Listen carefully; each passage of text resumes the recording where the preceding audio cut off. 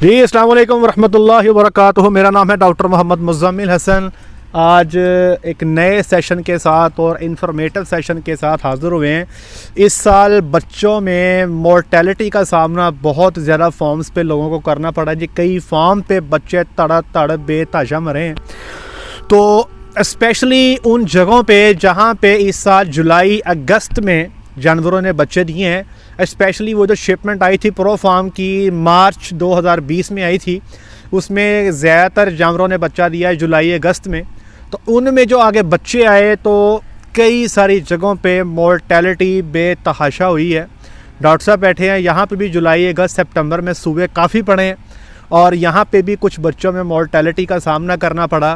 खैर हमने अल्हम्दुलिल्लाह टाइम पे रीज़न को फाइंड आउट कर लिया, वजह हमारे सामने आ गई तो हमने कोशिश करके उसको कवर भी कर लिया अल्हम्दुलिल्लाह। तो वो जो सबक था हमने सीखा, हम चाहते हैं कि वो आप भी सीख लें। डॉक्टर साहब ने चूँकि इस पर प्रैक्टिकली काम भी किया है, डॉक्टर साहब से पूछते हैं कि वो मसाइल थे क्या और कैसे बच्चों में कौन कौन सी चीज़ें जो थी वो ट्रबल करती थी, बच्चे कैसे मोर्टेलिटी पे जाते थे, किस टाइम पे मसला बनता था और फिर उसका हल क्या किया गया। डॉक्टर साहब ये बताइएगा, सबसे पहले जो मोर्टेलिटी जुलाई अगस्त में जो हुई उसकी मेजर वजह क्या होती थी? मेजर वजह सर उसमें थी मोस्टली ना डायरिया था, काफ डायरिया। छठे सातवें दिन पे काफ को डायरिया लगता था और इतना सीवियर होता था कि कोई काफ ही उसको कोप कर पाता था। मोस्टली ना 6-7 दिन पे जब डायरिया ना तो 1-2 दिन के अंदर अंदर ही काफ एक्सपायर हो जाता था। कोई एंटीबायोटिक, कोई मेडिसिन, कोई फ्लूइड थेरेपी, कुछ भी नहीं उसको ना फ़र्क पड़ता था। अच्छा डॉक्टर साहब, एक तो सबसे बड़ी वजह इन्होंने बताई कि बच्चे को जी, अच्छा ये बड़ा दिलचस्प था कि छठे सातवें दिन ही जाके उनको डायरिया होता था।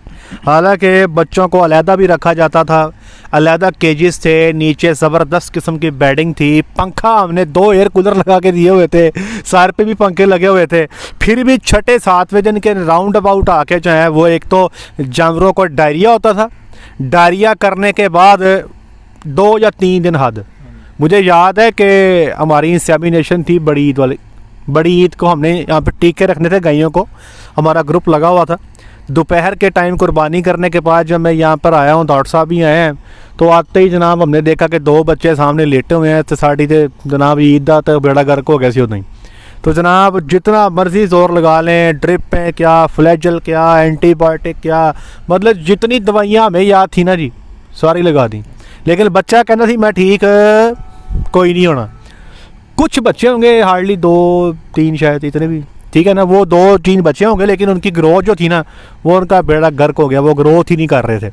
अच्छा पहली वजह तो होगी डायरिया की, जिनको शदीद डायरिया हुआ। दूसरा डॉक्टर साहब ये बताइएगा, रेस्पिरेटरी प्रॉब्लम, सांस के मसाइल, वो उनकी वजह से आपने प्रॉब्लम कितने बच्चों में देखी? वो भी तकरीबन हमारे 6-7 बच्चे थे ऐसे जिनमें रेस्पिरेटरी इश्यूज़ बने। तो रेस्पिरेटरी इश्यूज़ भी जिस तरह डायरिया वाला सीवियर ही था ना सर आउटब्रेक, इसी तरह जाते थे। 2-3 हमारे काफ तो ऐसे ही थे कि बिल्कुल ठीक ठाक है, 1-2 घंटे के अंदर अंदर उनको इतना सीवियर नमूनिया हो गया। हालांकि वो बाउल फीडिंग पे थे सारे ना, तो बड़े 2-3 4-4 माह की वो बच्चियाँ, तो उनको भी severe respiratory issue, open mouth breathing है, सारा मुंह खोल के सांस ले रहे हैं और बड़ी मुश्किल से बेचारी को सांस खींच के ले रही। तो वो भी जब उनका पोस्टमार्टम करते तो लंग्स के अंदर नोड्यूल्स, पस के नोड्यूल्स टाइप ये निकलते थे। इस तरह सारा लंग मोस्टली जो पोर्शन था लंग्स का वो डैमेज हुआ होता था उसमें। अच्छा मैं आपको एक और दिलचस्प बात बताता हूँ। एक 3 दिन का बच्चा भी एक्सपायर हुआ था, तो उसके जब पोस्टमार्टम किया गया तो उसके फेफड़ों पे ना लीजन्स थे, इतने बड़े ट्यूबरकल बने हुए थे। आज तक हमें समझ नहीं आई कि 3 दिन के बच्चे को इतनी इन्फेक्शन कहाँ से आ गई। क्यों डॉक्टर साहब? अच्छा ये सारे प्रॉब्लम जो थे ना जी, अब ऐसे नहीं है, ज़्यादातर लोग जो ये वीडियो सुन रहे हैं वो ये सोच रहे होंगे कि ये रोटा कोरोना इन्फेक्शन होगी, इन्होंने रोटा वायरस की वैक्सीन नहीं करवाई होगी। डॉक्टर साहब बैठे हैं, इन्होंने रोटा गाल जो वैक्सीन है वो करवाई हुई थी जानवरों को। ये रोटा गाल वैक्सीन जो है ये 7 माह की जब एनिमल प्रेग्नेंट हो जाता है, वैसे 240 दिन के राउंड अबाउट ये हमने की थी, प्रेगनेंसी थी 240 दिन की, हमने तब ये वैक्सीन मदर्स को कर दी थी। आगे बच्चे जब वोला पीते हैं तो उनके अंदर फिर जो है ना वो कुव्वत मुदाफ़त रोटा कोरोना के ख़िलाफ़ आ जाती है। अच्छा वो अब हुआ ये जनाब कि हमने वैक्सीन भी की हुई थी, लेकिन फिर भी बच्चों में रोटा कोरोना के साइन आ रहे थे, बच्चों को डायरिया ग्रीन कलर का होता था और इन्ना लिल्लाहि व इन्ना इलैहि राजिऊन। अच्छा फिर हमने ये सोचा कि यार ये जो बच्चे वोला पीते हैं ना, इसकी कोलोस्ट्रम की क्वालिटी चेक की जाए। हमने कोलोस्ट्रीमीटर लिया, हमने जब वोले की क्वालिटी चेक की तो वो क्वालिटी पुअर थी। मतलब एक बात याद रखिएगा, गर्मी के मौसम में स्पेशली जुलाई अगस्त में अमूमी तौर पे वो जानवर जो बच्चा देते हैं वो पुअर क्वालिटी का कोलोस्ट्रम या वोला देते हैं। Heat stress is the main factor. तो उससे बच्चे की जो इम्यूनिटी है, बच्चे की जो क़ुव्वत मुदाफ़त है वो बड़ी कम होती है। अब जब हर चीज़ ने जवाब दे दिया, किसी चीज़ ने भी काम ना किया, फिर हम लोगों ने एक प्रोटोकॉल बनाया। उस प्रोटोकॉल को हम आपसे डिस्कस किए देते हैं। डॉक्टर साहब A to Z total details बता दीजिएगा। उसके बाद अल्हम्दुलिल्लाह फिर हमारी एक्सपायरी जो थी वो तकरीबन कंट्रोल होगी। फिर अल्हम्दुलिल्लाह छोटा बच्चा हमारा एक्सपायर नहीं हुआ। डॉक्टर साहब A to Z टोटल बता दें कि अब बच्चे की पैदाइश से लेके बाद में हम कौन कौन से टीके, कौन कौन सी चीज़ें लगाया करते थे, ताकि हमारे इस सेशन के ज़रिए वो लोग जो इस मसाइल का, जिनको जो इस मसले का थे दो चार हैं, उनकी मदद हो रही है। डॉक्टर साहब सर सबसे पहले तो मैं ये बात मतलब क्लियर करता जाऊँ कि पहले क्योंकि पाकिस्तान में अमेरिकन काउज अभी आई हैं लास्ट 2 ईयर से, तो उससे पहले लोगों का एक्सपीरियंस था ज़्यादातर ऑस्ट्रेलियन एनिमल्स का। तो ऑस्ट्रेलियन एनिमल्स में इतने ज़्यादा डायरिया के और रेस्पिरेटरी इश्यूज़ बच्चों में नहीं आते। तो जब से ये अमेरिकन काउज आई ना, तो तब से मतलब कि बच्चों में मोर्टेलिटी, डायरिया लोगों को समझ नहीं लग रही थी, हमें भी नहीं लग रही थी। हमने फिर कुछ मतलब कि सीनियर से कंसल्ट किया, कुछ मतलब कि US की रिसर्च देखी, कोई काफ़ी ना मतलब कि छानबीन के बाद हमने फिर ये अपना एक प्रोटोकॉल बनाया। उसमें ये था कि जो अमेरिकन काउज है ना, पूरे US में ही आप कह लें कि रेस्पिरेटरी इश्यूज़ और रोटा कोरोना डायरिया, ये रोटा कोरोना की आउटब्रेक ना वो सबसे ज़्यादा एनिमल्स में नुकसान करती हैं इकोनॉमिकली। तो इन्हीं 3-4 डिजीज़ के ख़िलाफ़ हमने अपने बच्चों को में इम्यूनिटी डेवलप करनी है, और वो इम्यूनिटी हमने डैम के थ्रू डेवलप करनी है। और डैम के थ्रू डेवलप इस तरह होगी कि जब 3 से 4 हफ्ते पहले, काविंग से पहले, मतलब जब आपका जानवर तकरीबन क्लोज़अप से पहले तो उसमें हमने वैक्सीन करनी है, जिसमें बोविशील्ड गोल्ड या दूसरी एक कैटल मास्टर गोल्ड, ये हमने एक वैक्सीन करनी है। इससे ये हुआ कि जो बर्थ के बाद हमारे काफ्स में रेस्पिरेटरी इश्यूज आते हैं ना, तो वो बहुत हद तक कम हो जाएंगे। तो क्योंकि मोस्टली इनमें यही बोवाइन वायरल डायरिया और बोवाइन रेस्पिरेटरी डिजीज़ है मेन, जिसमें ये सारे बैक्टीरिया और वायरसेस का एक इकट्ठा कॉम्प्लेक्स बन जाता है। तो दूसरा इसमें हमने रोटागाल की वैक्सीन करनी है, 240 दिन पे कर दें, ठीक है। ये जब डैम को हम वैक्सीन कर देंगे तो उसके बाद जो काफ आएगा ना, काफ को कोलोस्ट्रम मिलेगी, उसमें इसकी इम्यूनिटी होगी, उसमें एंटीबॉडीज़ होंगी जो उसको कवर अप करेंगी, ठीक है। और 2 माह तक उसकी जो काफ डैम से कोलोस्ट्रम आएगी उसकी इम्यूनिटी रहेगी। 2 माह के बाद फिर हमने उसको काफ को बाकी ये दोबारा वैक्सीन करनी है, ताकि नेक्स्ट उसकी जो लाइफ है ना उसमें उसको इम्यूनिटी रहे। तो जब डिलीवरी हो गई, काविंग हो गई, उसके बाद फिर जो हमारे पास काफ आता था तो उसको हम एहतियातन रोटा कोरोना ट्यूब है, एक रोटा कोरोना ट्यूब है, रोटा कोरोना ट्यूब।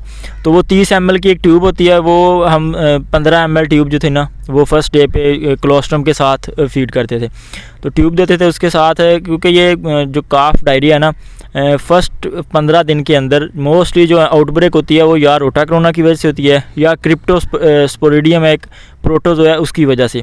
तो हमने इन दोनों को कवर अप करने के लिए एक तो हमने ये रोटा कोरोना की ट्यूब देनी शुरू कर दी, और साथ में इंटेमिजोल टैबलेट है, ये ह्यूमन साइड की टैबलेट है, मेरा ख्याल है कोई 17-18 रुपये की एक टैबलेट है ये भी। तो ये एक टैबलेट एक टाइम, मतलब कि एक फीडिंग पे एक टैबलेट, तो ये 3 टैबलेट हमने उसको देनी है 3 फीडिंग पे। तो इसके साथ जो था ना बच्चों को डायरिया, जो जब नेक्स्ट 6-7 दिन पे डायरिया पहले तो लगता था तो इतना सीवियर के बच्चे कवर ही नहीं करते थे। इससे यह है कि डायरिया फिर भी नहीं रुका, डायरिया लगता रहा है, लेकिन यह कि बच्चे ना सर्वाइव करने लगे हैं। उसके बाद हमारी रोटा कोरोना डायरिया या काफ डायरिया से किसी बच्चे की एक्सपायरी नहीं हुई पहले महीने के अंदर। ले जी, एक तो मदर को कैटल मास्टर गोल्ड वैक्सीन, इसमें bovine respiratory syncytial virus, para influenza, bovine viral diarrhoea, और एक गालिबन इसमें और है, मुझे ज़हन में नहीं आ रहा, 4 बेसिक रेस्पिरेटरी जो इन्फेक्शंस हैं, बोवाइन राइनोट्रेकियाइटिस, इसके इन्फेक्शस बोवाइन राइनोट्रेकियाइटिस, इसके ख़िलाफ़ जो है ना जी वो आपको इम्यूनिटी रहती है। दूसरा रोटागाल करवाएं। जब कोलोस्ट्रम आएगा, एक तो कोलोस्ट्रम से बच्चे को इम्यूनिटी मिलेगी, लेकिन कोलोस्ट्रम से इम्यूनिटी तब मिलेगी अगर कोलोस्ट्रम की क्वालिटी अच्छी होगी। अच्छा, बच्चा हमारे पास पैदाइश के बाद आ जाता था जी, बच्चे को फौरी हम वोला पिलाते थे, साथ ही ये रोटा करोना ट्यूब ये पिलाते थे, और विटामिन AD3, ब्यूटालैक्स, इमिजोल तो आपको पता है कि सारे लोग लगा ही रहे हैं। और उसके बाद बच्चे को हम हर फीडिंग पे एंटामिजोल की टैबलेट देते थे। अगर किसी बच्चे को डायरिया हो भी जाता था तो उस बच्चे को हम एंटामिजोल टैबलेट भी देते थे, मेट्रोनिडाजोल, एंड्रोफ्लॉक्सासिन, इससे हम स्टार्ट किया करते थे। इस प्रोसीजर के बाद हमारे बच्चे जो थे वो डायरिया से सर्वाइव करने लग गए। मतलब ये हमारे लिए आप कह सकते हैं एक नाइटमेयर था।